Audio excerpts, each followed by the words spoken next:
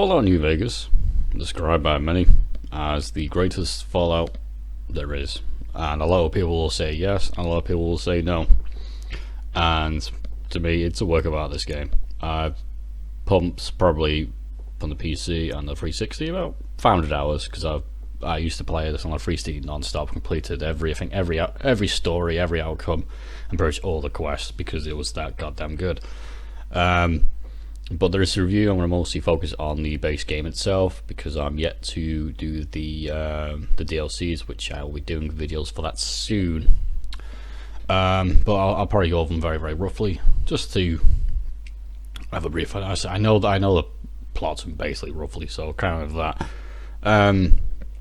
But before I do the main review, there's two little pointers. First one, honorary mention to Matthew Perry for obviously passing away last year. Obviously he nailed the voice of Benny. I don't think anyone else would have competed to be a voice of Benny. I mean, even though I,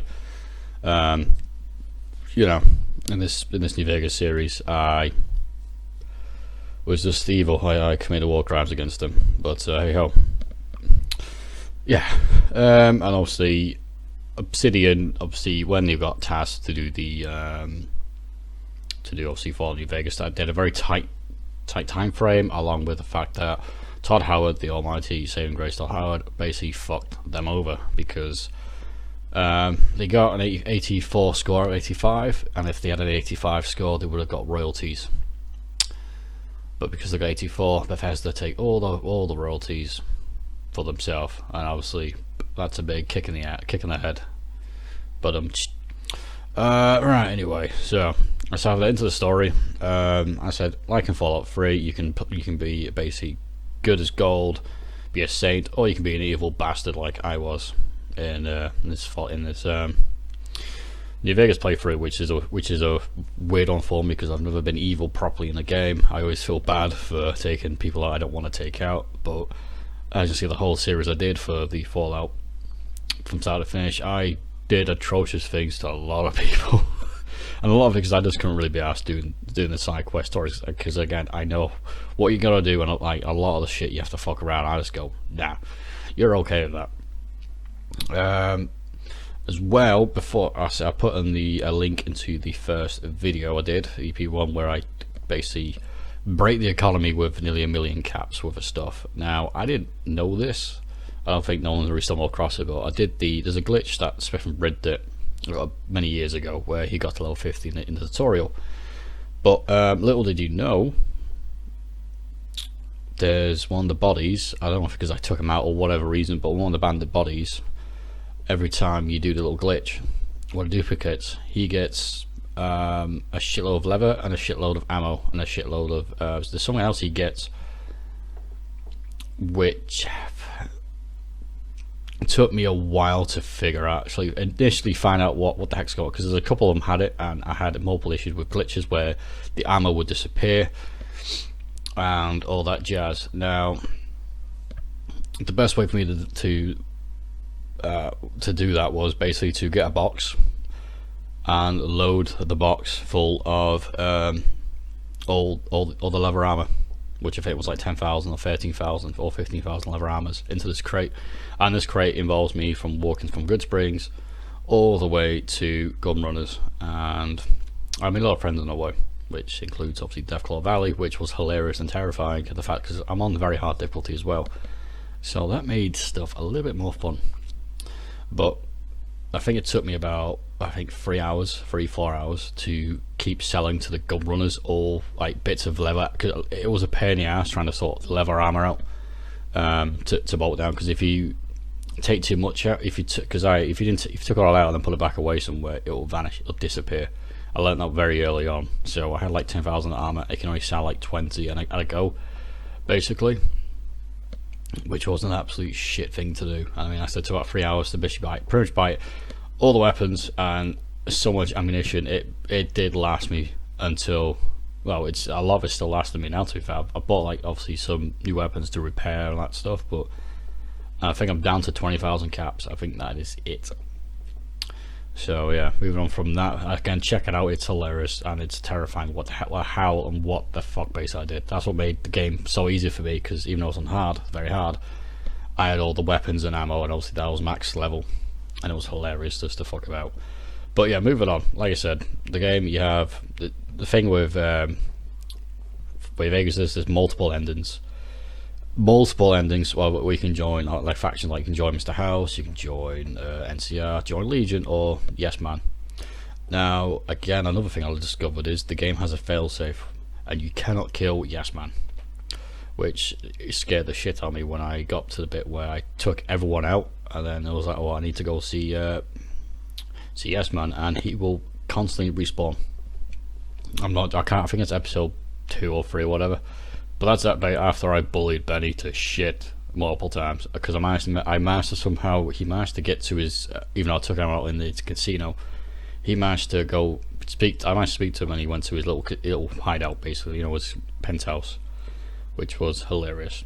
Another thing I kind of broke somehow, because again, check it out. So yeah, moving on. A lot of people will choose the NCR side because Yes Man's theory is basically you do all this shit and then it goes to crap, because it's like, oh, you're on your own now, kiddo, basically. Obviously NCR is basically like, democracy and all that shit, which it still works. It's basically the state of the Cold War. They're the best ending for me to be with. Legion, if you choose Legion, you're a fucking idiot.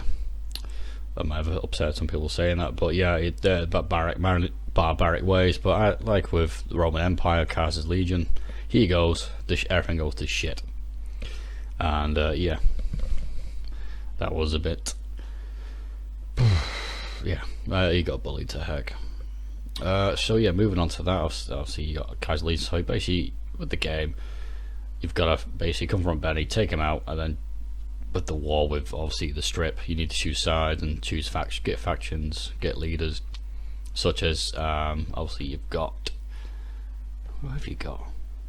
Well, yeah, you've got the Boomers, which I apologise for taking them out. I'm just going to be arsed with them, but trying to be pally with them, because that side quest takes forever to do, so I feel bad for taking them out. But yeah, you've got numerous factions to deal with to sort. Either they're going to join you or be against you, or deal with loose ends, basically. And then you take over the strip to get the great Battle of Hoover Dam. Now, see, my story for the video series was obviously Yes Man, so NCR hated me, and so did Legion, because I took everyone out. Yeah. And that's the plot. Obviously, you also you got the kings and free side. They'll help you out. Unless you beat assholes with them, which I took out the king. That was I felt bad for that. But like I said, you discover multiple stuff along the way. You make friends. You discover the law, follow New Vegas' law, which is a lot to do, and you realise basically it's a big pile of shit, regardless of what happens. But luckily, like the same with Fallout 3 ending is, unless you don't have the DLC, Broken Steel, obviously you don't have to do the final mission, nothing changes. But what I also have learned right at the end of obviously my last Fallout New Vegas video is right at the end, Yes Man's invincible, and obviously I thought if you hoard nukes they'll blow up, and they don't blow up, because I was going to bully the fucking, it's generally if Oliver, yeah, I was going to bully him, and obviously Yes Man, I went to shit. I was disappointed. I hate that with a passion. But yeah, so we've learned a lot of stuff about this game which I didn't know. But yeah, the reason why I like this game is, even though it's I know it's a desert, there's a lot of barren wastelands, but so does 3. 3 had a lot of empty space, to be fair, as well. I mean, it doesn't help that New Vegas is basically a big giant fucking desert, so you have to go around, and there's a couple in the middle, but you go up or around, that's fine, it makes sense. And not only that, I said the amount of the weapon arsenal you've got, the mods you can do for it, including obviously the GNRs, obviously Gun Runner Pack, which was a lifesaver, and like I said, the combat system's a lot better. I said it because people have mentioned about it looks too similar to 3, but 3 at the time it looked great. It still looks good, to be fair. It's great. I've seen New Vegas looks amazing for a game that's I think it's 13 years old. This game out now, 13 or 14. Yeah, I think 2011 it came out. I've misplaced my notes somewhere on that. So, and I said they had to use all the shit Bethesda had to make the game. So that's why it's it's slightly improved. Despite I know when the game came out originally there was a couple of groundbreaking bugs. I know there's the bug on the PS3 where the file save's too big, it fucks your save up and you can't do anything, which is still shit. But that's why Xbox is better.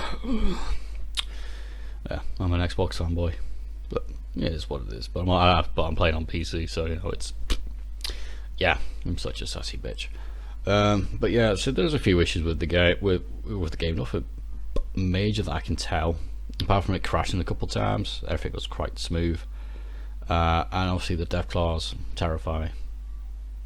Death claws and the mermen things and the cazadors, which I don't think I encountered the cazadors in this playthrough because I know where they live and they can go fuck themselves. Because my god, fuck that shit. I think I avoided them the whole series. I think. So there's quite powerful enemies even at max level. You're fucked. Which is kind of good because it puts you on edge a bit. Go, yeah, let's not fuck around with that. But again, I play on hard mode because it gets more of a challenge, despite. But yeah. Also, like I said, the game for me is perfect. I think it's still my favorite. That's a lot because like I said there's multiple endings and there's still loads of stuff. Like I said, I've discovered a lot of new stuff. In this playthrough, like bugs and some glitches and all that jazz, which I never knew when I played the game all these years ago. And so there's still many surprises, and like I said, I can happily play the playthrough again. Because I love 3.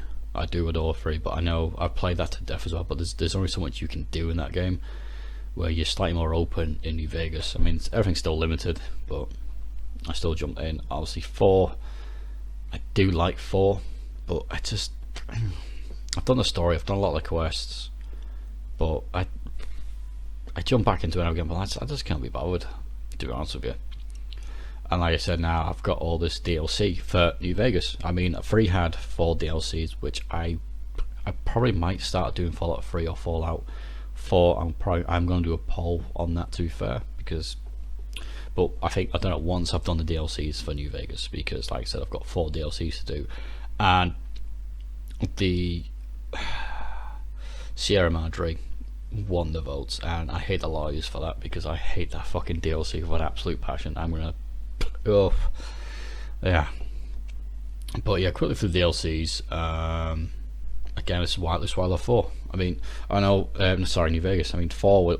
I've not touched 4's 2 DLC, Point Lookout, and the Coca-Cola World, because they're the only 2 major DLCs. The rest are all like, creator store shit. I'm like, the fuck's that? Whereas, again, with 3, with the DLC packs, it's a full-on expansion.